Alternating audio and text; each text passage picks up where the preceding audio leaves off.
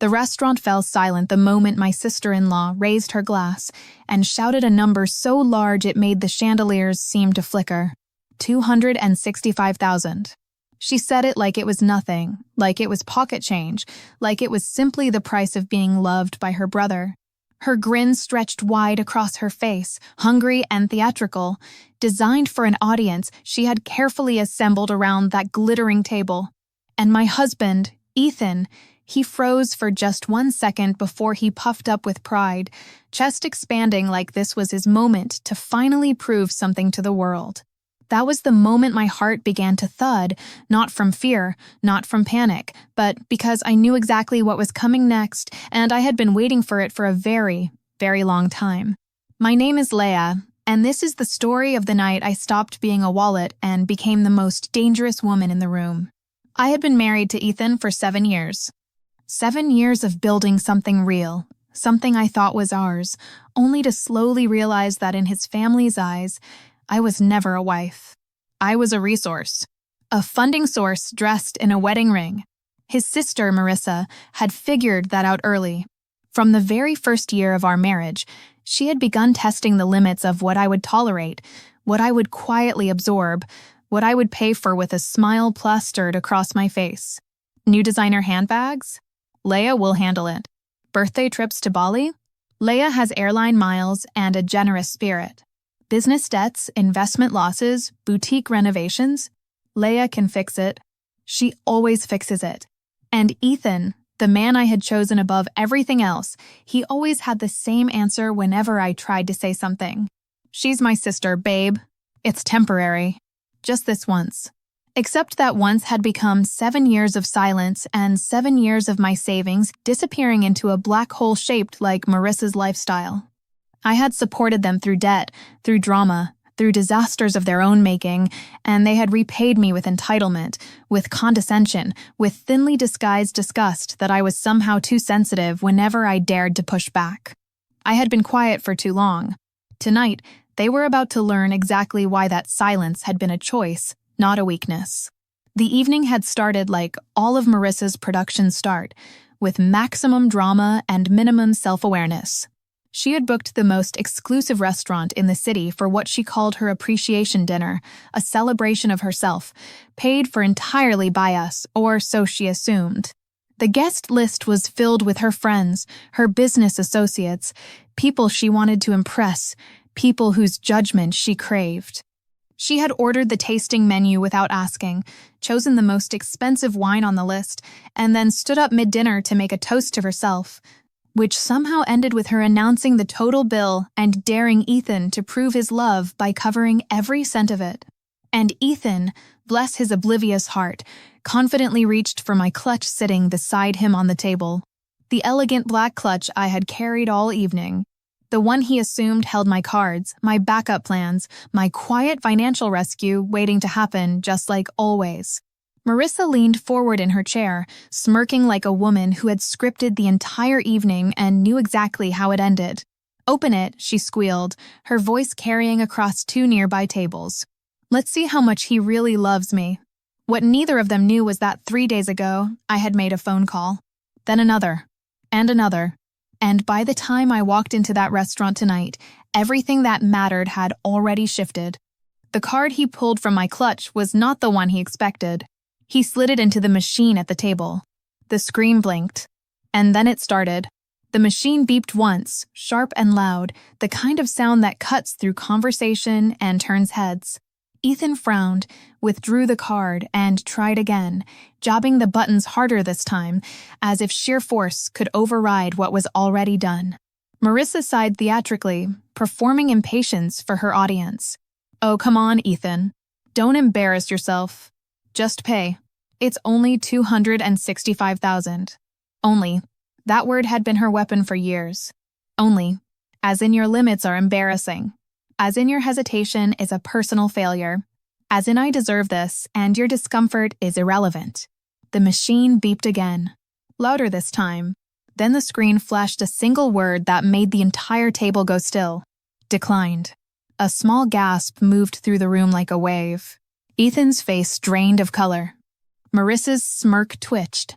"Try again," she hissed. She keeps plenty of money in that account. I know she does. Ethan turned toward me slowly, and I met his eyes with an expression I had been practicing for 3 days. Calm, absolute, immovable. Leia, what's going on? I folded my hands in my lap and said nothing. His voice sharpened. Leia, give me the other card. The black one. The backup. The hall lights felt hotter. Other diners were openly watching now, silverware suspended midair, conversations abandoned. Marissa crossed her arms and spoke loudly enough for half the room to hear. I told you she was getting stingy. Ever since she married you, she thinks she's above us. She's always been like this. Difficult. I didn't flinch. I didn't bristle. For the first time in 7 years, I wasn't afraid of what they would say about me. Ethan, I said softly, there is no other card. His jaw tightened so hard I could see it from across the table. What do you mean? You always bring the backup. Always. That was before I replied. The 2 words landed in the silence like stones. Before what? He demanded. Before Marissa decided that my savings were her investment capital. Before you quietly transferred money out of our joint account to fund her boutique expansion without telling me. Before I spent 7 years being treated like a personal ATM by the 2 people who were supposed to be my family. What did you do? Ethan whispered, and now there was real panic in his voice, the kind that comes when someone realizes the ground beneath them has already shifted and they're only just noticing the earthquake. Marissa leaned forward. Oh, please. She probably just blocked the transaction. She hates when you spend on me. She's been doing this for years, trying to come between us. I turned my head and looked directly at her. Not with anger. Not with tears. Just with the absolute exhaustion of a woman who had finally decided she was done performing patience. Marissa, I said quietly, I didn't block anything. The room grew quieter. Ethan swallowed hard. Then why is it declining? Because I said, and I lifted my glass as I spoke, because that card is no longer active. A murmur swept across the tables around us. Ethan blinked rapidly. What? Marissa scoffed, her voice pitching high with disbelief. What do you mean it's not active? Where's the real card? Where are the real accounts? I let a slow breath slide out. Ask your husband. And that was the moment his face completely collapsed. Because Ethan knew what I meant. He knew exactly what I meant. And the knowing was written across every inch of his expression for the entire restaurant to read. At Revenge Chronicles, we believe that the most powerful thing a woman can do is stop pretending she doesn't see what is happening to her. And what happened next in that restaurant would change every single one of their lives forever. Ethan's throat moved as every pair of eyes in that gold-lit dining room shifted onto him. The weight of it seemed to physically press him down into his chair. Ethan, Marissa's voice sharpened into something almost afraid. Why is she saying that? Where's the real card? Don't tell me you forgot it. He didn't answer. He couldn't. So I continued, voice calm, measured, and devastatingly clear. The real card was closed 3 days ago. By me. Because the account it was linked to, I paused, letting the silence stretch and sharpen, letting the truth become something with actual edges, wasn't ours anymore. It was mine. Legally. Fully. Permanently. A collective gasp moved through the room. Marissa's chair screeched against the marble floor as she stood up. What are you talking about? Ethan, say something. Tell her she can't do this. But his face said everything his mouth refused to. He looked like a man who had been standing on thin ice and had only just heard it begin to crack beneath his feet. I held Marissa's stare, patient as stone. Your brother emptied that joint account last month. Quietly. Without telling me. His genius plan was to loan the money to you so you could expand your boutique and become the businesswoman you've always told everyone you already are. I tilted my head slightly. Except he didn't know that I had seen the transfer the morning it happened. Marissa's face flushed a violent, furious red. You're lying, she said, but her voice had lost its authority. It was thinner now, uncertain, the voice of someone who has just realized the stage they were performing on has a trapdoor. I smiled, and it was the kind of smile that comes not from happiness, but from finally being done. No, sweetheart, I said softly. I'm just getting started. And that was the exact second the restaurant manager appeared at our table, hands clasped politely, eyes moving carefully between our faces, reading the implosion already well underway. "Is everything all right here?" he asked. Ethan shot up from his chair, voice cracking at the edges. "There's an issue with the payment. Just give us a minute, please." But the manager shook his head with practiced, apologetic firmness. "I'm afraid we need a working card now, ma'am. It's a full house tonight. We cannot leave a bill this size unsettled." A low murmur of judgment rolled through the nearby tables like a current. Marissa's face twisted with renewed fury. "Just use your wife's money. She always pays. She owes us after everything we've done for her, everything we've sacrificed." I felt something inside me go completely still. Not cold, not angry. Still. The way a storm goes still at its very center. Because this public unraveling had not been part of my original plan, but it was perfect. It was exactly what 7 years of silence had been building toward. I rose slowly from my chair, smoothing my dress with both hands. "Manager," I said pleasantly, "could you give us just one moment? I'll handle the bill personally." His relief was visible and immediate. He stepped back with a grateful nod. Ethan exhaled so hard his shoulders dropped 2 inches. "Thank God," he breathed. "Just pay it, Leia, and we'll talk everything through in the car. We can figure this out." Marissa smirked with the satisfaction of someone who believes order has been restored to her kingdom. The smile of a woman who has never once in her life been told no and meant it. But what neither of them understood was that the calm on my face was not surrender. It had never been surrender. It was strategy. Because 3 days ago, when I closed our joint account and quietly moved everything into a new one bearing only my name, I had also done something else. Something neither of them had any idea was even possible. I pulled out my phone and began typing. Ethan frowned. "What are you doing?" Marissa rolled her eyes. "Calling your bank to fix whatever she did to your card, obviously." I lifted my gaze from the screen, voice soft, but carrying the precise weight of a closing door. "No, I'm calling the person who is about to make both of you regret every single year you spent underestimating me." The phone rang once, twice. Then the line opened. "Leia." A calm, authoritative voice filled the space between us. Male measured, the voice of someone who sits at the head of important tables. The moment Ethan heard it, his entire body went rigid.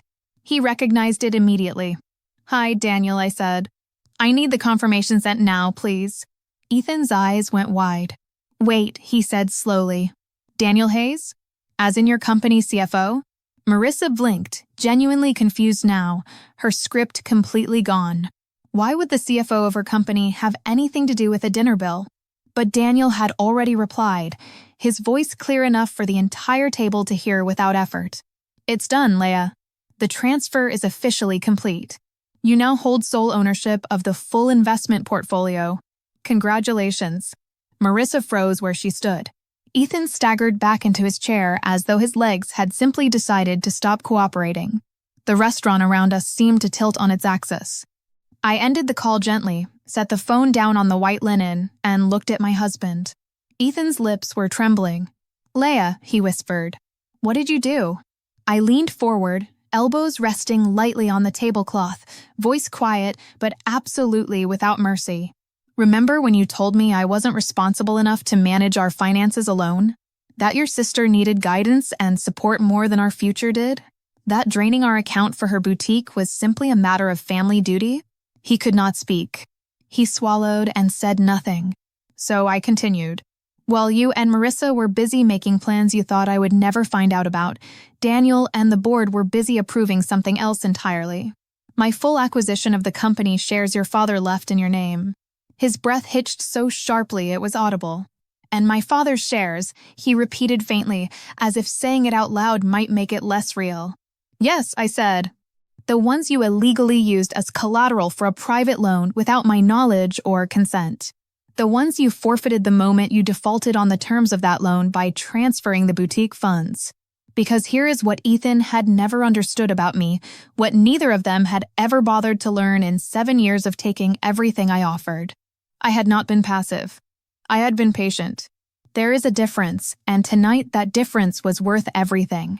Marissa grabbed his arm so hard her knuckles whitened. "Ethan, tell her she cannot do that. Tell her right now." But his face said everything. It said I knew. It said I should have known better. It said it is already done. The manager approached again, this time with apologetic but unmistakable firmness. "Ma'am, the payment." I smiled at him with complete warmth. "Of course. Charge it to the new account, please." He returned with the card terminal and I tapped my phone to the screen. A soft, clean chime. Approved. The sound moved through the room like a verdict being read aloud. Several nearby tables actually applauded, not for me specifically, but for the drama they had been quietly feasting on for the last 20 minutes. But Marissa looked gutted, genuinely hollowed out. "You ruined us," she hissed across the table, her voice dropping to something raw and ragged. "Do you understand what the boutique loan depended on? Do you know what our investors will do when they find out what happened?" "Oh, they already know," I said gently.